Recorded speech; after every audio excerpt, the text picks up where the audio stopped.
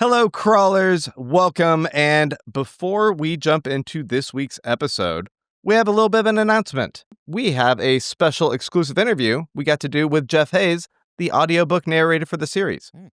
And while we were discussing the book with him, he had mentioned that he's doing LitRPG Con in Denver, Colorado, July 18th through the 20th. And we thought this is a good opportunity for him to go ahead and plug that to you so you have the opportunity to buy tickets and go attend. So we'll actually have him do the talking. Yeah, so July 18th through 20th, we're going to be at the Grand Hyatt in Denver, Colorado. And we are putting on the very first convention completely dedicated to LitRPG, the genre. There's going to be lots of Dungeon Crawler Carl celebration there. I'm going to be there. Matt Dinniman's going to be there. Everybody, lots of people who are involved in the creation of the Dungeon Crawler Carl audio immersion tunnel are going to be there.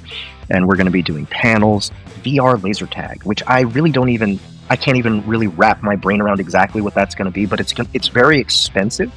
So I'm sure it's going to be a lot of fun. We're also going to be having live entertainment at night, Soundbooth Theater, including myself. We're going to be doing a variety show where we're doing comedy sketches and music, performing music that's all based around LitRPG. Tons of authors and narrators are going to be there. The narrator for He Who Fights with Monsters, Heath Miller, is going to be there. Travis Baldry is going to be there. A lot of the biggest LitRPG authors like Dakota Kraut, James Hunter, and Michael Chatfield are going to be there. I mean, if you guys go to litrpgcon.com, you will see a giant list of all the different narrators and authors who are going to be hanging out with the LitRPG fan public. And I couldn't be more excited about it. I've never run a con before, but my crew has been enthusiastic about this, and we've done enough conventions, we've been guests at enough conventions that we've learned a whole lot about it. So I want this to be a success, and I want people who are passionate about LitRPG and Dungeon Crawler Carl to have a good time. So come on out to the Grand Hyatt in Denver, Colorado, July 18th through the 20th. Buy your tickets at litrpgcon.com. Unfortunately, we have sold out of our hotel block.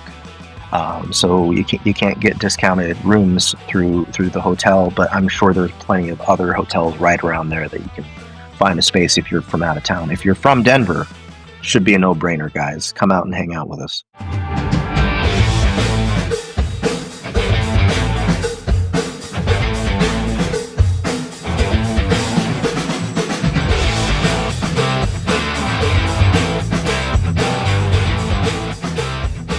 Hello, crawlers, and welcome to a special episode. Rubio and I, Grant, by the way, are here with a special guest, Jeff Hayes, narrator of the audiobooks for the Dungeon Crawler Carl series. Hey, guys. Thanks for having me. It's pretty funny. I still see comments everywhere that are like, holy crap, he does all the voices? Oh, yeah, there was a big thread in Reddit just yesterday where people were mind blown about all of this. I saw that. Yeah, I saw that yesterday. Yeah, it happens all the time. And what's funny is they accuse us. They're like, it's kind of weird that they don't credit the female narrator in this. It's kind of, I don't know what the deal is. But yeah, it takes some convincing for some people. So I've seen those. I do a show called Soundbooth Theater Live, and one of the subcategories of that show is the cold reads that I do. And what I like to do is narrate the first 30% of whatever audiobook I'm working on live. I like to stream it and have an audience with me while I do it. So we've released some clips of that. We've edited together some clips of that, and Dungeon Crawler Carl clips prove it to people. Also, I did this interview with Maud Garrett, where she had me kind of go through all the voices, just one after the other, and so that's used as evidence as well. So yeah, I think one of the most impressive things, I've been in several of your live streams and recordings. I think one of the most impressive things that I can show people is when you can seamlessly go from woman's voice to woman's voice to woman's voice, and they're having a conversation, and they're not the same voice. Like they're completely, because I mean, a lot of people that I know that do voices or do some kind of performance, when they perform, like if they're male performing a female, they only have one, you Mhm. know, and you seem to be able to flexibly move through these things, and it seems effortless, and I don't want to, kind of diminish your effort there, but man, it's really natural. It's, just like any other skill, you do it enough and it becomes effortless, right? And as far as female voices go, I certainly have more than most male narrators, but Matt's done a good job of running me out of them. So, uh, Right. I've come to my limit, so I have to get real creative sometimes. Well, speaking of all that, let's go ahead and jump back. How did you first get into doing audiobook narration? Yeah, I fell into it. It was something, back when I first started narrating. I was looking for any kind of odd jobs I could possibly do that were creative online. I had just been basically laid off from my job as a maintenance man for my parents. They had a bunch of rental property, Mm. and I just did maintenance for them for a really long time. And they split up and sold the business, so I was out of work, which is probably one of the best things that's ever happened to me, because I was absolutely miserable doing that. I've always wanted to be a creative. Specifically, I've always wanted to be have music as my profession. But I think most musicians will tell you that's almost impossible unless you're just like I went to the UMKC Conservatory of Music, and I even dropped out of there because number one, I just didn't have enough knowledge of music before I went in to really be caught up with everybody. And also, it seemed like the only real career paths from there were playing in an orchestra or being a studio musician for like jazz bands and stuff. Okay. And that stuff wasn't interesting to me either. I liked composing. I liked making original music. And so, back then I dropped out of school and started a band, and it was great fun. I got a lot of experience out of it, but it was definitely a negative revenue stream. I eventually had to give up on that. But all that audio experience led me to at least being able to do voice acting, with a little bit of a leg up from the technical side. What kind of acting background did you have before this? Very little to speak of.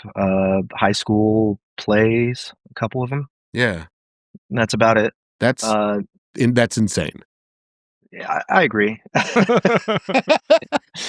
I agree, but I think if I were to dig deeper, it'd be I've always been fascinated with sound, and so things like cartoons, commercials on the radio and stuff, I would parrot them, just like either out of just being a kid and being excited and playing with my toys and stuff, or like when it comes to radio commercials, mocking them. It was I'm very annoyed at commercials, so it's something that was at least fun for me to amuse myself with driving around, listening to the radio. What ultimately had you cross paths with Matt on this production?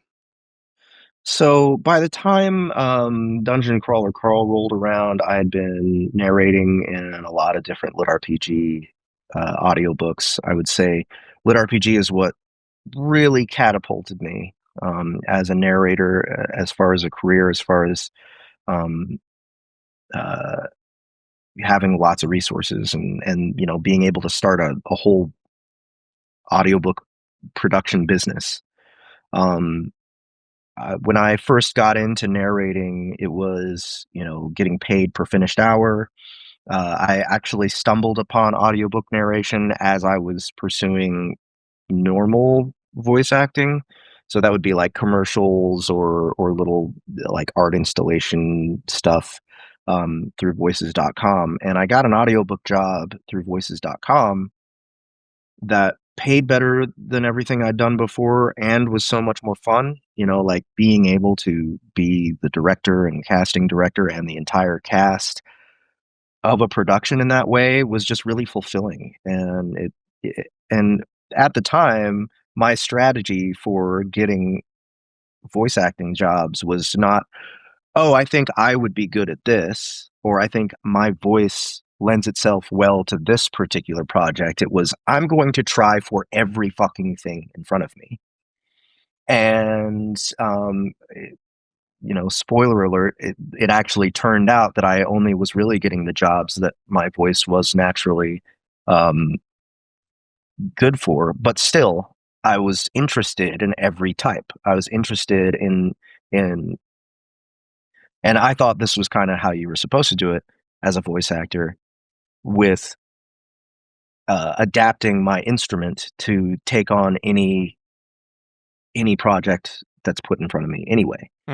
So that's how I did it. And then with audiobooks, instead of throwing away all those failed auditions, I'm actually able to put in the final product those performances that were not natural to me.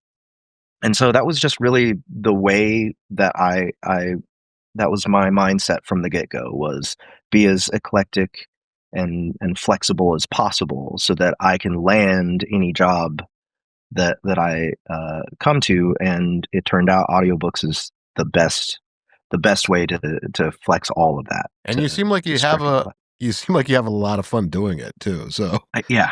It's a whole lot of fun. I saw you gargle yogurt. What?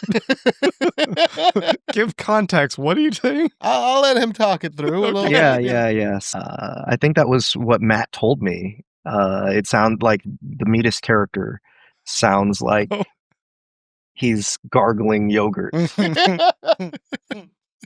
So I was like, okay. All right, let's do this thing. Okay. I like using props. I like going that extra mile to make it sound authentic. And not for nothing, but if I hired a voice actor for anything, you're goddamn right, I'm going to make them gargle yogurt. Like, this is just, it's unavoidable. I'm going to have to, like, hey, do you have a bunch of Rolos you could put in your mouth for this part? Like, this is going to be a blast. How's that working relationship then with Matt? Because it does seem like it is actually a very hands-on, like, collaboration between you two. Absolutely. And that's how I prefer my relationships with my authors. And I think that is in service to the work, right? I think that it's important to have a good understanding and a good relationship with the creative mind who brought it into existence in the first place, so that I understand what I'm doing the best. Sure. But is it like he's in the room with you, like while you're recording? No. Is he? Not often. Sometimes he'll be in the stream or something. And sometimes he'll give me specific direction for characters like Metis, or like who's the jumpy shark? Jamal, right? Like he had a specific voice in his mind for that, and so he told me what that was, and I just went for it. But with Matt in particular, though, I think that his twisted, fucked up mind is exactly the kind of creative influence that fits perfectly with me. I like stuff that's far out. I like stuff that's gross. I like stuff that's not your typical type of fiction. And I like crazy mashups. I like putting characters into environments where they don't belong, into dramatic scenes that they don't belong in. And I love the range that he uses of different feelings, different tones. Dungeon Crawler Carl runs the entire gamut, except perhaps romance. I think that's the only thing that really isn't very present in at least Dungeon Crawler Carl. Which is surprising, because when I look at Matt, the first thing I think is romance. Right. He's a handsome, scraggly man. Yeah. Um, but yeah, I mean, even that element though, the sense of deep emotional relationships between characters, friendships, I think can be can be considered romantic to a degree because I think he puts a lot of value into friendships and into interpersonal relationships that are not necessarily sexual, right? Like Hmm. I think friendship is a big deal to him, and it is for me as well. So the relationship between Carl and Donut has been one of my favorites, perhaps my favorite of all the work that I've done. They just are so close, and there's such a familial and trusting thing going on between them. And it's heartbreaking and heartwarming and wholesome and beautiful. And I like displaying those kinds of things just as much as I love displaying gore and disgust and uh, the things that are more far out there and horror like. Well, this is something I'm kind of curious about then. I we're in a studio. I manage a studio, and I actually do record some audiobooks with people. Um, when Rubio showed me how you produce your stuff, I was just like so impressed with your multi-track punch and roll technique and how you're just switching between these voices like on a dime. In working with several people, a lot of people that like self-publish and then they do their own audio narration, there's a tediousness that some people find with having to read, especially they look at how many pages they have in a book, and they'll just be like, "Oh, when is this gonna end?" And that can lead to a little bit of exhaustion. You can hear it in your voice. When I listen to your book, there is enthusiasm end to end. It seems like you're fully invested in your portrayal and the emotion that you kind of pour into each scene. You give it a lot of gravitas, and I'm just kind of curious. Like, do you get bogged down by certain parts? Do you feel that tedium, or is it just the work and your techniques kind of skirt that? If we're talking about Dungeon Crawler Carl, no. Okay. I am having the best time of my life, like the entire time I'm narrating Dungeon Crawler Carl. I'm just as much a fan, I think, as anybody else. And I'm dying to see what happens in book 8 right now. So not only that, but spending time with all these characters that I love, it couldn't be easier, I don't think, to get through a Dungeon Crawler Carl book for me, emotionally, energy wise. I mean, really, the thing that for Dungeon Crawler Carl makes it harder to get through compared to other audiobooks is Carl's voice. His voice is not natural to me. It's very deep, and there's a lot of fatigue associated with that. So I can only really be in the booth and have a good voice for Carl for 5 hours at a time maximum. Whereas if I'm narrating with this voice here, I can go 8. It's not a problem for me. But when it comes to the content itself, and if it's other, I've plenty of times had to really push myself through different audiobooks that I'm a big snob when it comes to writing, to stories and everything. So I can mentally get bogged down and frustrated, um, but I don't allow that, if I can help it, to shine through in the performance. It is my job, in my opinion, to make whatever it is I'm working on sound as compelling as I possibly can, and in essence, use the excitement of the writer. Right? I try to put myself in their mind, and express their enthusiasm for the work in Right. that way, so that it has the best chance for the listener to be able to make it through as well. It's my firm opinion that my actual feelings about the work should not come through. It should be what I'm considering. What does the author want the listener to feel? And that's my focus at all times. So if I do get frustrated, if I get angry, if I'm getting sick of any kind of ineptitude that the author is displaying through their work, I just kind of take a break, move away from it for a little bit, and come back and reset. And at the end of the day, professionalism has to prevail. I'm not as familiar with a lot of lit RPG, but there's a little bit of a tedium to the mechanics that go into how much you have to do with world building in the beginning of these books. And like, it's got to be so rewarding to you to see the evolution of, in particular, the Dungeon Crawler Carl series, in how much it's like we establish the world and then we really get to like have these rich characters and these interactions that have this heart to them.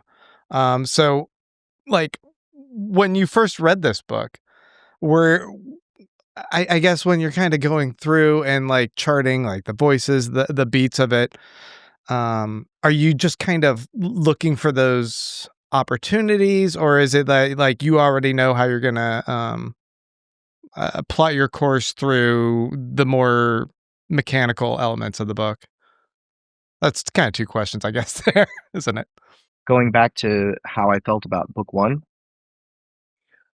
first of all, I enjoyed myself a lot, and um, I found it to be right in my wheelhouse because of how goofy it was, right? And how the characters, they weren't just silly. There was also a realism to them, and an accuracy. I was especially impressed with Donut because of just how I felt, how true she felt to a cat's personality. That's the part that boggles my mind the most. I'm like, this came from the mind of somebody who's owned cats, plural. Like, Yeah, I have 4, yeah, and yeah. they're all that way. They're all that way. Yeah. But I don't. And actually, the thing that really, really like cemented me, and I was like, okay, I'm sticking with this series till the end. Was the show where there were lots of babies in there? Like, I was like, okay, this is my person. Like, and they're I'm sticking with Matt all the way. and there were sick ones and pregnant ones too. Yeah. That's the part that was the little button on the end of that made me just die laughing. Yeah, so I mean, that was the moment when I knew I was definitely sticking with it. But it was book 2 that I think even changed my whole impression of what this series actually was. It wasn't. It became clear to me that it wasn't just a goofy romp with lots of violence. Yeah. It impressed upon me, wait, this dude's doing something like actually important. Yeah, where that book changes right as they get on the show with Ripper Wonton, and then there's that attempt on Carl's life and everything that happens after that. That's just a nutty part of the book. I just got to listen to that again. We recorded the episode where we examine everything that happens up to that point yesterday. And so I still haven't read this. I forgot about it. So it's all new to me again. I drove home listening to that part and just re-experiencing how crazy it felt to like it almost the way it happens in the book and the way you perform it makes it feel as abrupt as it happens in the narrative. It actually it's the first really immersive part, I think, of the book series because it feels like a real-time thing happening. And that's something that I rarely feel in any kind of That fiction. tension for yourself. Yeah, I was like, holy shit, what the hell's happening? What's happening? Like it's really just kind of unfolding in real time. And it was stressful and enjoyable and just wonderful. Like you guys knocked it out of the park with that. Yeah, and Matt makes it easy.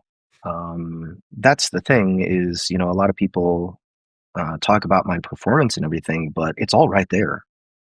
I don't have to think too hard. It's very instinctive because of the way he writes. It's evocative. It's deliberate. And he puts the right details in to create the atmosphere and the tone in my mind to where it just comes right out. And I think you guys, I've been following the show. I just finished episode 5. Nice. So you guys were talking about Carl's voice and how it's changed, and I can't remember your other Martin's comment was Carl's voice sounds less sticky, right? And I think that happened as a result of me slowly getting to know Carl even more, and I think in book 2 his character shows even more.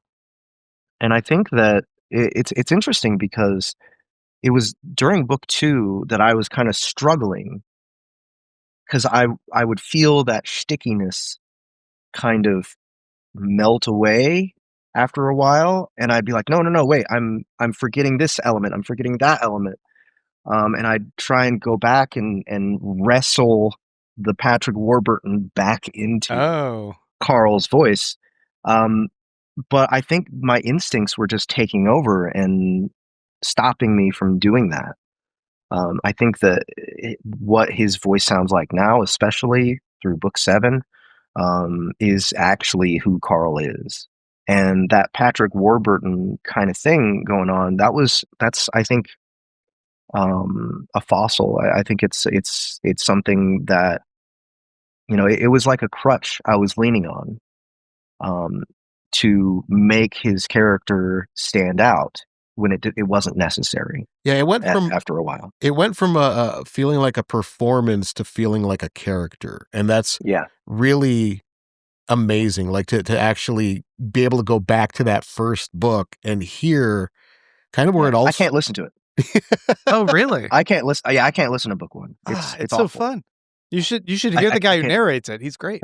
You're right. Well, he's the problem. I understand that. Like as an artist myself, I could hardly look at the stuff that I did a year ago because all I see are the problems. I see all of the places where I screwed up and made it look stupid. Oh, you see this garbage art here? Oh man. Oh man. I love that, by the way. You did such a great job with that. Thank you so much. Yeah, and this is one of the another thing that I love about the Dungeon Crawler Carl audio immersion tunnel is I was able to go back and fix it. Right? It now, like, if you listen to the audio immersion tunnel, it's the Carl from books 5 through 7. Right, not the Patrick Warburton-y Carl. Yeah, talk to us a little bit about that. Tell us about Soundbooth and tell us a little bit about the audio immersion tunnel and what you aim to do with that. Yeah. Recently, we just put together the original soundtrack for the Dungeon Crawler Carl audio immersion tunnel, and we're going to be debuting it. Well, first of all, we pressed a vinyl of it, the first half of it, for the NYCC last year. So there's 100 copies of the Dungeon Crawler Carl audio immersion tunnel soundtrack on vinyl, just 100 copies, and it's a NYCC exclusive. So that's out there. There's people who have it. But now at LitRPG Con this year, which actually Soundbooth Theater is running itself. Nice. That's in Denver. It's July 18th through 20th. It's at the Grand Hyatt, and we're running an entire convention almost on our own. We have some partners, but like this is our con, and we're releasing the full double album, the double LP. And one thing I wanted to do was write kind of like a foreword for it. And I discovered while I was writing this foreword that the soundtrack was the whole reason I wanted to make it in the first place. That the music was what I wanted to make Dungeon Crawler Carl music. That was I think the main motivation for making the audio immersion tunnel. Of course, there's so much more to it, right? Most of the cast has been taken on by the rest of the people in Soundbooth Theater rather than myself. I'm still playing Carl and Mordecai and Donut and the AI, but even the AI is sometimes taken over by Justin Thomas James, and all the rest of the characters are taken by other people in my cast. And in my opinion, it's a better product because of it. And of course, the sound effects are incredible. My crew has been developing as sound effects guys for a very long time now. We've done lots of cinematic audio, which is just a sexier way of saying audio drama. And so we're practiced. We're really good at this now, and having Dungeon Crawler Carl as now our flagship in that realm is a real gift. But to me, the whole production process is something I'm more passionate about than I am the narration itself. Narrating to me is it's great. I get to be in this zone that I don't have for any other skill.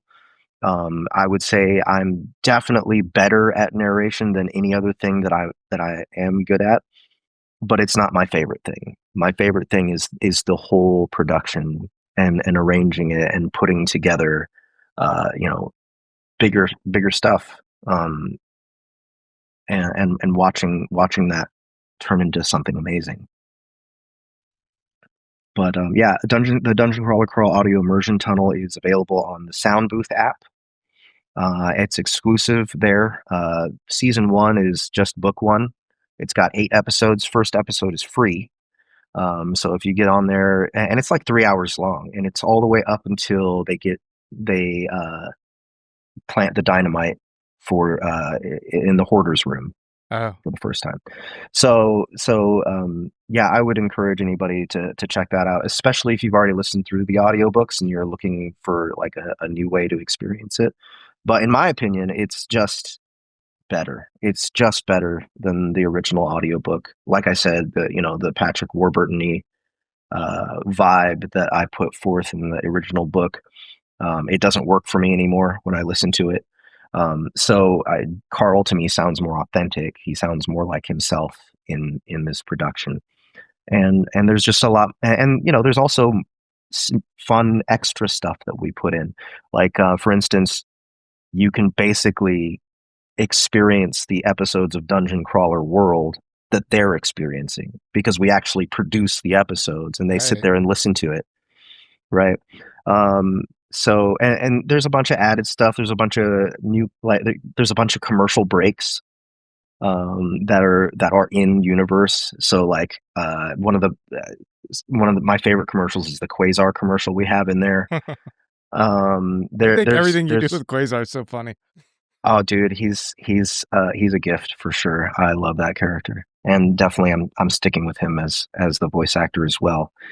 But I like casting it out, and I like also just giving the other people in my troupe a chance to have some exposure in this world because we have so much of a bigger audience for Dungeon Crawler Carl than anything else we do.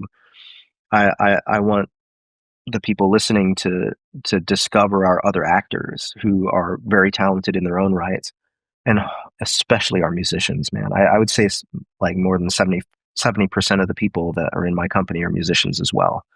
And so that's something that we're just so into, and it's just a thrill to be able to share that with people. So yeah, the original soundtrack, the double LP is going to be available at LitRPG Con. So that's awesome. I love that you've been able to take and build this platform into a whole production studio the way you want, and like to give voice to other talents that you love and are identifying. That's really cool. I also think it's really interesting what you're saying about not liking the Patrick Warburton-iness.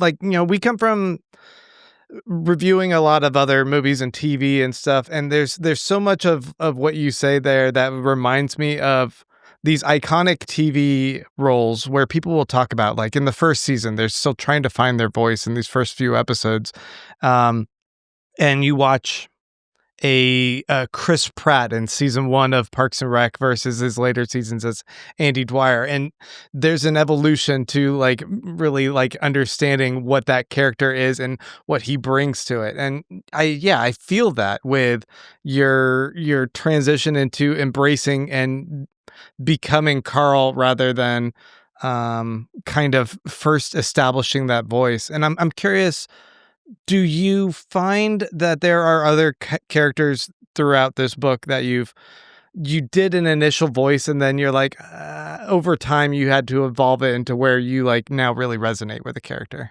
I think maybe the AI. Mm. So I started, but what's interesting is I actually still worked that change into the audio immersion tunnel. So when I first started doing the AI's voice, there's direction in the text itself. It's saying, it sounds like a game show voiceover, Mhm. Mhm. right? So my inspiration was the voiceover for The Price is Right. Not Bob Barker, but Oh, yeah. the one that's telling you what's coming up next and all that stuff.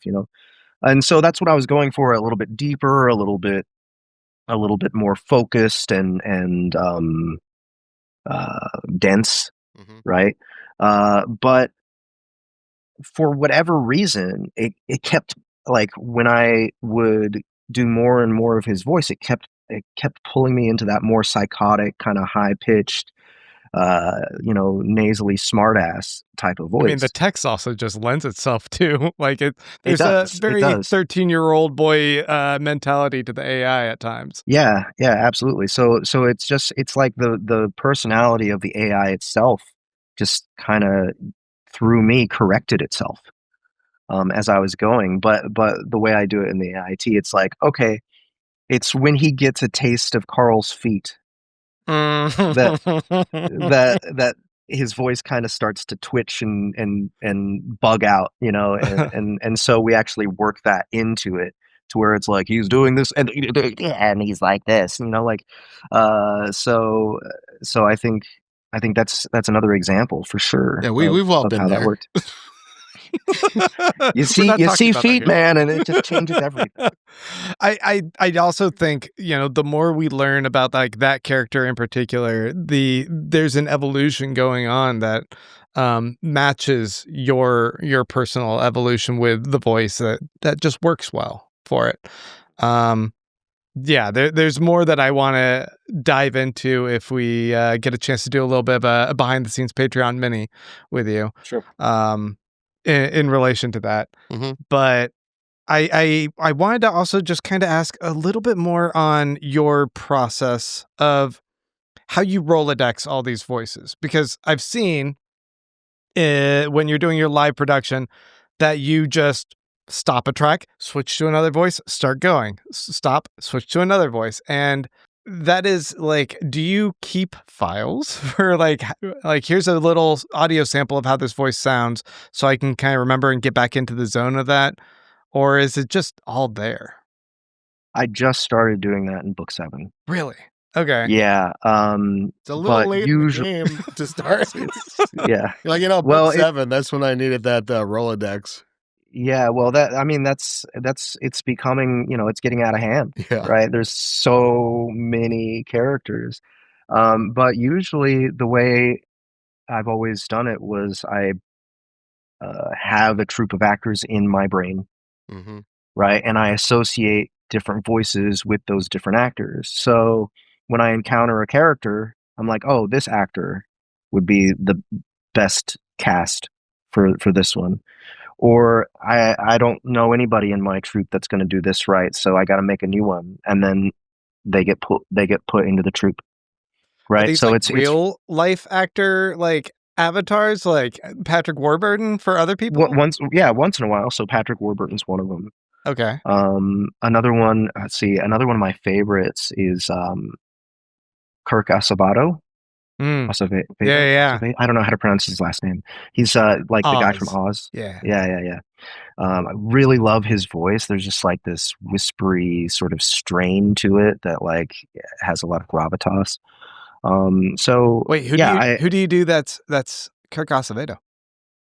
I don't know if he's actually in DCC. Oh, okay. No, there's nobody that I can really think of in DCC. He'd be like a, he might have showed up in a insignificant side character somewhere.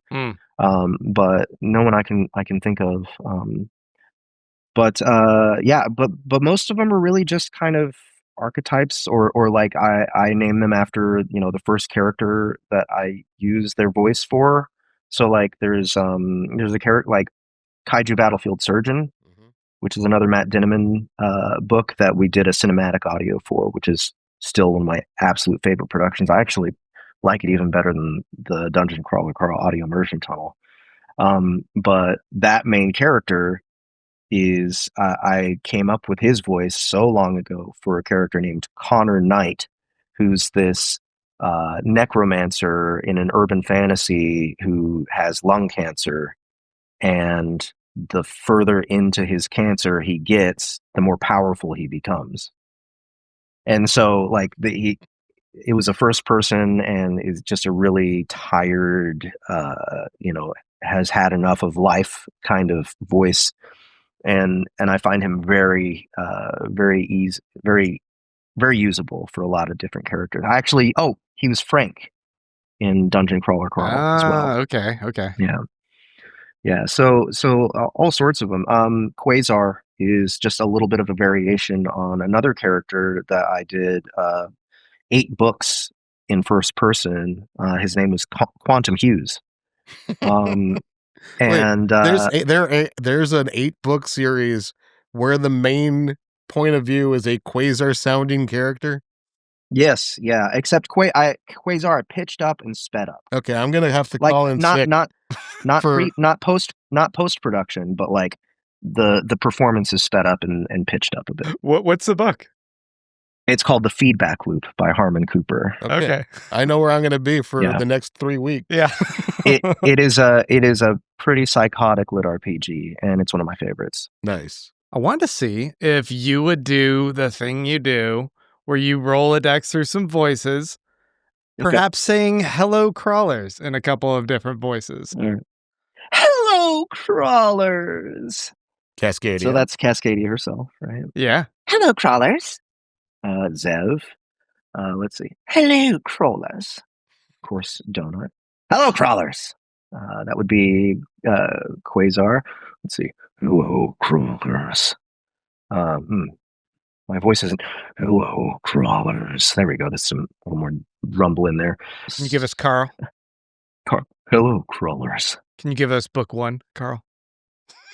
Hello, crawlers. Why do you gotta do that to him? I love it. I still love it. Hey, it's a challenge. It's fine. What would Mongo sound like saying hello, crawlers? I love it. That's perfect. And then all the floors of Mordecai. No, I'm kidding. I think my favorite is still the rat. The rat voice was my favorite. Hello, crawlers. Yeah, I still always just envision him as Master Splinter, I think. Yeah, he's just a rat the whole rest of the series. If you were to go into the dungeon, because we just did our episode 5 where we enter floor 3, have you ever thought about what race and class selection you would choose? Oh, man. Yeah, so I don't know. I like how you guys had a multiple choice in episode 5. Yeah. Each other, where you there's just, I mean, like there's a bazillion different classes and races. That it seems like everybody liked it except for me. I was a I was a fucking ratkin and a cretin. Like those were my choices, and Martin was a fucking sexy minotaur. Right, a sexy minotaur. What, bard of some kind? Yeah, he's like a fucking smooth walking sexy minotaur. Right. Oh yeah. Let's see. I don't know. I like rogue classes. Oh, okay.